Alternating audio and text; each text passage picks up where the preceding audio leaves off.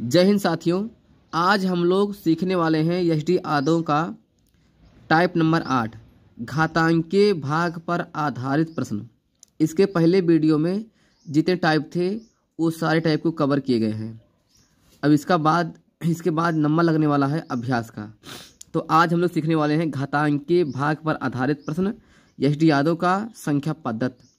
पाठ का नाम है पहला उसी का। देखिए इसमें क्या होता है, इसमें हमसे पूछा जाता है कि शेषफल कितना आएगा। तो पहले देख लीजिए क्या होता है शेषफल। जैसे 4 है, इसको भाग करना है मान लीजिए 9 से। तो अगर संख्या अंश वाली कम है और हर वाली ज़्यादा है तो भाग नहीं जाता है, तो वही जो अंश रहेगा ना वही आंसर बन जाएगा हमारा। जैसे मान लीजिए अभी 3/4 होता है, तो 4 हर में है और 3 अंश में है, तो 3 कम है संख्या। अगर हर से संख्या 3, 2, 5 कुछ भी हो, अगर कम हो तो वही रहेगा हमारा शेषफल। तो क्या रहेगा शेषफल का 3। अच्छा मान लीजिए अगर संख्या ज़्यादा हो, जैसे 8 हो, इसे भाग करना है 3 से। तो इसमें क्या होता है, हर का मान कम है और अंश का मान ज़्यादा है। तो चेक करते हैं कितनी बार जाएगा, कितना बचेगा शेषफल। तो सबसे पहले क्या करेंगे, हम 3 से भाग करेंगे 8 को, तो 3 दूनी 6 बचा कितना 2। तो यही बचेगा हमारा शेषफल। जो बचकर आता है वही कहते हैं, उसी को कहते हैं शेषफल। और शेषफल हमेशा भाजक से कम ही रहता है। जैसे अगर मान लीजिए 3 से भाग करना है तो शेषफल हमेशा 2 रहेगा, 1 रहेगा या 0 हो सकता है हो जाए, लेकिन कभी 4 नहीं होगा, नहीं कहीं 5 होगा, ना 6 होगा। हमेशा ये जान लो कि भाजक से शेषफल हमेशा कम ही रहता है। 1 हमेशा 0 हो सकता है, मगर जैसे 4 से भाग करना है कोई संख्या में तो शेषफल हमेशा 1 रहेगा, 2 रहेगा, 3 रहेगा या 0 भी हो सकता है, लेकिन कभी 5 नहीं होगा, ना कभी 6 होगा, ना कभी 7 होगा, ना ही कभी 8 होगा। शेषफल हमेशा जिस संख्या से भाग करते हैं उससे कम ही रहता है। तो ऐसे प्रश्नों में ना हमेशा शेषफल ही पूछेगा। अच्छा अगर शेषफल अंश का मान कम है और हर का मान ज्यादा है तो शेषफल निकालने की जरूरत नहीं है, वही ऊपर वाला ही शेषफल बन जाता है। अब देखिए जैसे मान लीजिए अगर अंश का मान है 3, भाग करना है 4 से, तो अंश का मान कम है, हर का मान ज्यादा है, तो अंश का मान ही बन जाएगा हमारा शेषफल, क्योंकि भाग जाएगा नहीं 4 से। तो ऐसे प्रश्नों में शेषफल अगर पूछेगा तो हम लोग निकाल लेंगे। लेकिन अगर घात में आ जाए तो जैसे अगर मान लिखा रहे 2/3, तो शेषफल बता देंगे 2 है, कम है हर वाले से। लिखा है 8/3, तो भी निकल जाएगा शेषफल। लेकिन अगर यही संख्या घात के रूप में लिखी हो अंश वाली तो कैसे करेंगे। जैसे लिखा है मान लीजिए 4 की पावर 16 और उसे भाग करना है 3 से, तो क्या हमेशा हम ऐसे डायरेक्ट भाग कर देंगे या 16 बार लिखेंगे 4 को? नहीं, इसके लिए तरीका है। अब देखिए आज हम लोग इसी टॉपिक के बारे में पढ़ने वाले हैं। आइए अब हम लोग प्रश्नों के बारे में जानेंगे कैसे आता है प्रश्न। जैसे लिखा है 68 की पावर 88 है और भाग करना है 67 से। ये सवाल है पहला एस.डी. यादव का। अब देखिए इसमें क्या करेंगे हम लोग कि सबसे पहले अगर घात सम संख्या रहेगी तो उसके स्थान पर घात के 0 रखेंगे। ध्यान दीजिएगा सही से। घात अगर सम संख्या है तो उसके स्थान पर 0 रखेंगे, और अगर घात विषम संख्या है तो उसके स्थान पर हमेशा 1 रखेंगे। शेष कभी गलत नहीं होगा। देखिए जैसे लिखा है 68 की पावर 88 है और भाग करना है 67 से। तो 88 क्या है घात। देखो आधार में सम संख्या हो कि विषम उससे नहीं मतलब है, लेकिन जो घात हो वो सम या विषम होनी चाहिए। ध्यान दीजिए लिखा है 88। अब 88 संख्या सम होती है। अब घात के स्थान पर ना रखेंगे 0, तो क्या हो जाएगा 68 की पावर 0 बटे में कितना है 67 है।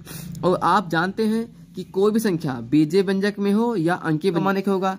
10 की पावर 0 हो तभी उसका मान 1 होगा, अगर 1 की पावर 0 हो तभी 1 मान होगा उसका, और ABC पूरे की पावर 0 हो तभी उसका मान 1 होगा। कोई भी संख्या की घात अगर 0 है तो उसका हमेशा मान 1 होता है। ये सब बातें आप लोग दिमाग में रखिएगा। तो देखिए 68 की पावर 0 है तो इसका मान 1 हो गया, बटे में कितना है 67 है।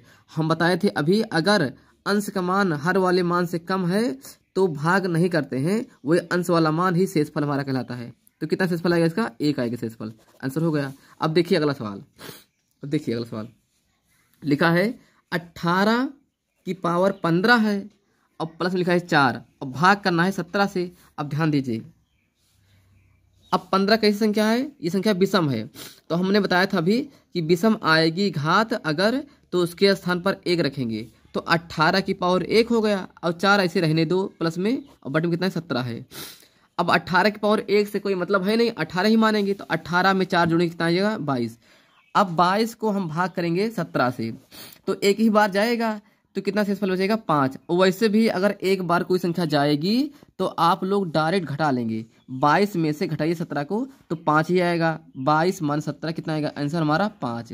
और इच्छा हो तो 17 को डायरेक्ट भाग कर दो 22 से, तो एक बार जाएगा 17 के 17, 5 बच जाएगा, वही हमारा शेषफल कहलाता है। तो कोई भी तरीका लगाओ, एक बार जाएगा तो डायरेक्ट आप घटा लीजिएगा, बस बार बार नहीं भाग करने की पड़ेगी जरूरत। ये सवाल नंबर 3 देखिए, लिखा है 45 की पावर है 50 माइनस 9 है बटे में 44 है। तो 50 संख्या कैसी है? ये संख्या हमारी सम संख्या है। अब इसके स्थान पर रखेंगे 0, तो 45 की पावर 0 माइनस का 9 है बटे में 44 है। अब ध्यान दीजिएगा, किसी भी संख्या की पावर अगर 0 होता है तो उसका मान 1 हो जाएगा, और माइनस 9 तो रहेगा ही बटे में 44। घटाइए तो 1 माह से 9 जाएगा नहीं, लेकिन 9 माह से 1 जाएगा तो आएगा 8 बटे 44। लेकिन ध्यान दीजिएगा, संख्या बड़ी कौन सी है? 1 है, लेकिन उसके सामने कौन सा चिन्ह है? प्लस में है। संख्या छोटी थी 9, लेकिन उसके सामने कौन सा चिन्ह था? माइनस का। तो घटाने के बाद आएगी संख्या माइनस में। अगर ऐसे प्रश्न आते हैं आपके प्रश्न में एग्जाम में, तो क्या करेंगे हम लोग? अगर संख्या माइनस में आ गई तो शेषफल कभी माइनस में नहीं होता है, तो हम लोग ना यही शेषफल को घटा लेंगे किससे? 44 से। तो 44 से आप निकाल लीजिए किसको? 8 को। कितना बचेगा? 36। अब बनेगा हमारा शेषफल कितना? 36। अगर ये नोट में आप लोग लिख लेना सही से, अगर अंश का मान कभी भी माइनस में आ जाता है तो उस अंश वाले मान को हर वाले मान से घटाते हैं, वही बनता है हमारा शेषफल। अब देखिए अगला सवाल, देखिए सवाल नंबर 4 लिखा है 75 की पावर है 65, लिखा है प्लस में 35 बटे में कितना है? 76 से भाग करना है। अब 65 की संख्या कैसी है?